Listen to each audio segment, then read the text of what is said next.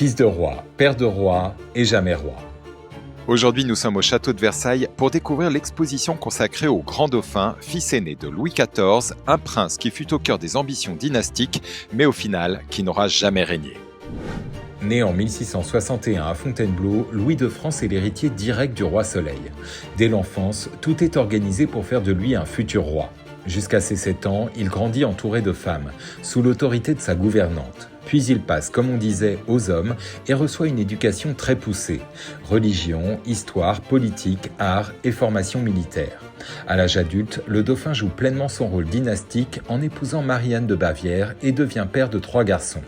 L'un d'eux, le duc d'Anjou, connaîtra un destin exceptionnel en devenant roi d'Espagne sous le nom de Philippe V. Mais le grand dauphin ne se limite pas aux affaires politiques. Grand amateur d'art, encouragé par son père, il devient l'un des plus grands collectionneurs de son époque. Peinture, sculpture, objets précieux, il rassemble des trésors à Versailles puis dans son château de Meudon. En 1711, il meurt de la petite vérole 4 ans avant Louis XIV. Saint-Simon résumera sa vie par cette phrase « Fils de roi, père de roi et jamais roi ». Une exposition à découvrir au château de Versailles jusqu'au 15 février 2026.